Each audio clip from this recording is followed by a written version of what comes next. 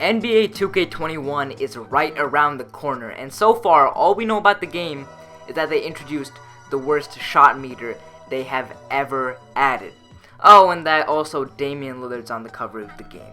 But that being said, this is also the one year they have the most potential to actually improve their game with the jump to next gen. So today, let's take a look at what things personally I would like to see from this new game as a pretty casual player. And that brings me to my first and most important point. We all know that the competitive / wager community is the strongest it's been in years.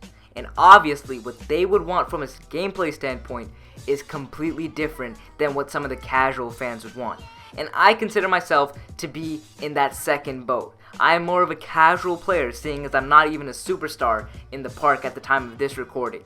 So this list of mine will be focusing on things that cater more to casual players. Alright, so the first thing that is necessary is for there to be a clear separation between park and the stage. Not just physically split up like it is now, but a difference in sliders and overall gameplay experience. Now I heard rumors being thrown around about how 2K21 only greens will go in. I'm not gonna lie, I love that idea. Whites going in is one of those things that always seems like a lose-lose situation to me. In this year's edition of the game, more than ever before, greening has been made incredibly easy. So when you or someone on your team makes a white, it just feels like a bailout. Like, yeah, you'll take the bucket, obviously, but there's already enough BS in the game to exploit, and making whites is just something we don't need. But the real reason I was so excited by this idea is because the frustration felt by having an opponent hit a white in your face is more than enough to make me jump at the prospect of having whites never go in, even if it means me or my team will never be bailed by that again. But the truth is, 2K would never go for it. And frankly, I don't think they would be in the wrong for keeping whites going in as part of the game. But only in park. Like I said, park and other competitive modes should be separated when it comes to things like this. As far as stage and pro-am are concerned, greening should be the only thing allowed to go in. If they don't change the difficulty of greening in NBA 2K21, I don't see why in either of these competitively based game modes someone should be rewarded for not mastering a relatively simple part of the game. I'm not saying whites going in are a really big deal in the current game, but when it happens, it just ruins the experience. The regular park, however, is a different story. First and foremost, 2K will always be a company trying to make the most money possible, and by only allowing greens to go in the regular park, they would be alienating an entire portion of the player base who might either be new to the game or maybe just doesn't play a lot. And everybody knows that playing a game that you are absolutely no good at is no fun. So I believe that it should be left in as part of the game in park, but when players want to play at a higher level, they don't want to deal with whites going in. Alright, speaking of whites, can we talk about what the hell full whites are even doing in this game? Alright, hear me out.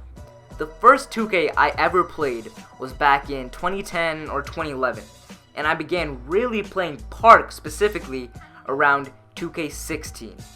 And I'm not gonna lie, I stopped playing for a couple of years after 17, with 20 being the most I've played at 2K since 2K17. I had never even heard of a full white before this game.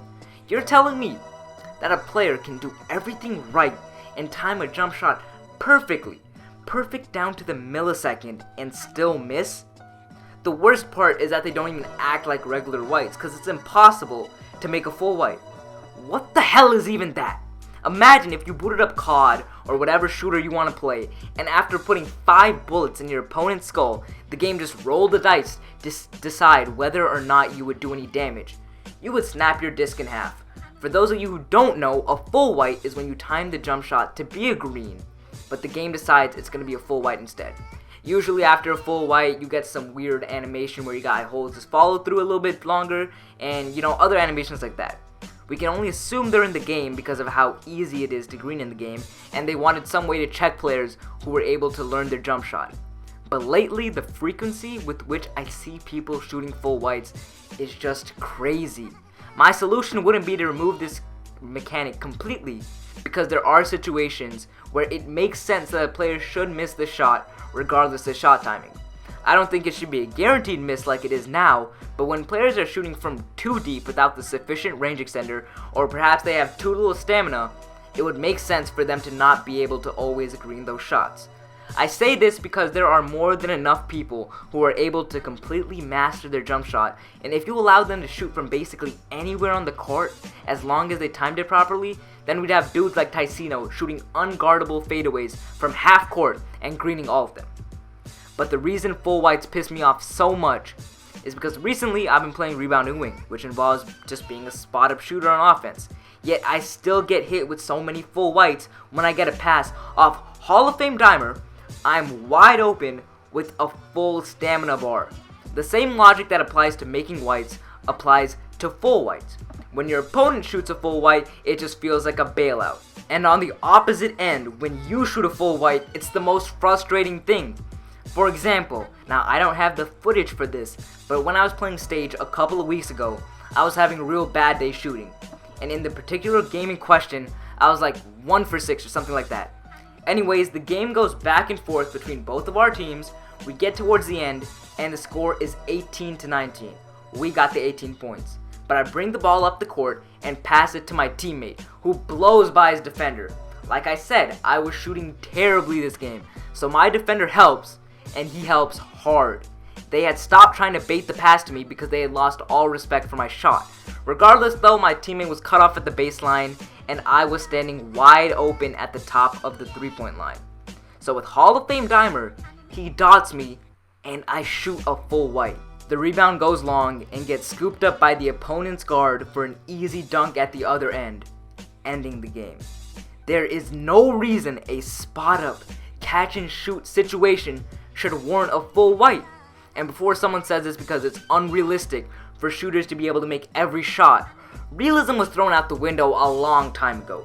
The greatest shooters of all time in the NBA shoot less than 50% from 3 on their career. 2K is a video game. If you shoot 50% from 3 in this game, you better believe the whole lobby will be on your ass for being a trash shooter. So as I was saying, the only time I ever want to see someone shooting a full white is if they got no stamina or are pulling up from way too deep. The stamina one actually makes a lot of sense to me. Already having too little stamina will make it harder to green, but not by too much. If you're good with your jump shot, you can still easily green that. But it makes sense that you get a full white some of the time when you're gassed. In real life, when you're playing basketball, there gets to a point where you get gassed. And sometimes, when you're shooting while dead tired, shots feel great off your fingertips and everything feels right, but maybe you just didn't have your legs under you. Stuff like that happens all the time. So that's why I could see it being a thing in 2K. But enough about full whites. I'm getting angry just talking about it, man.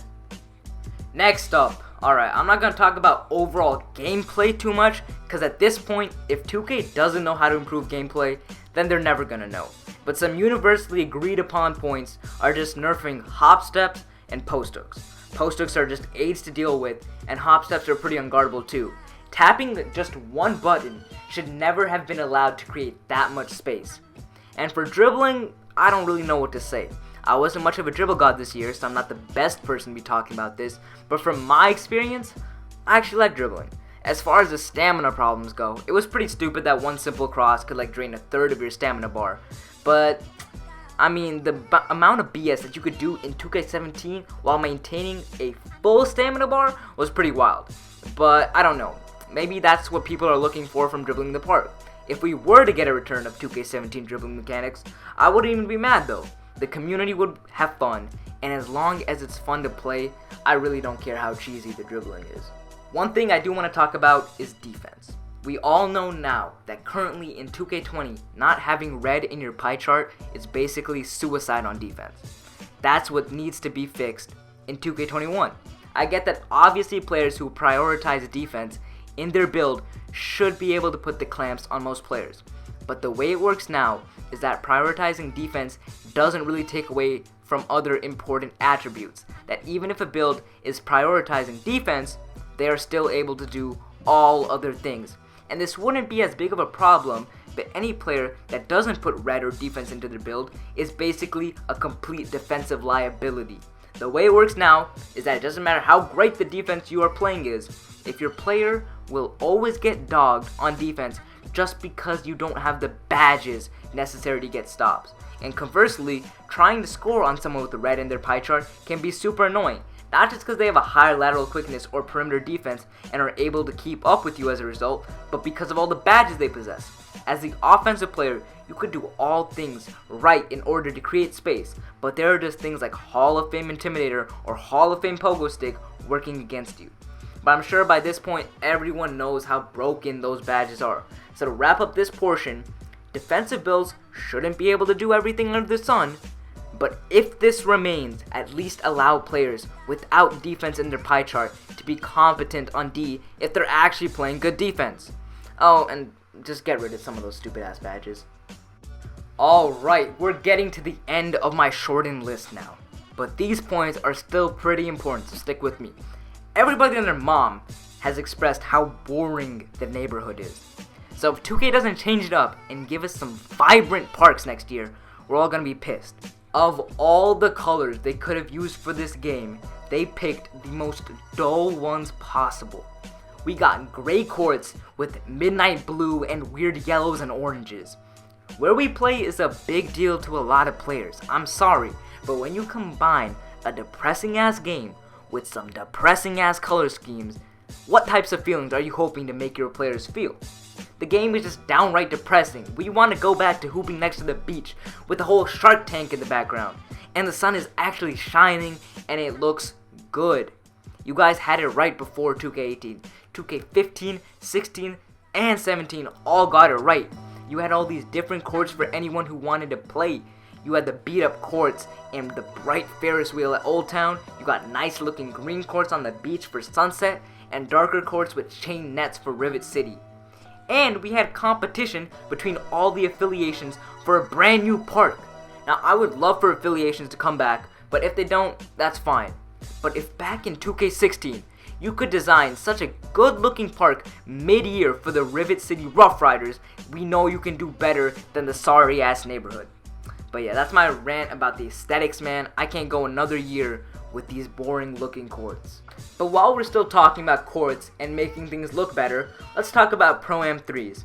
First off, please don't get rid of this mode. This mode is the only reason I played 2K as long as I did this year.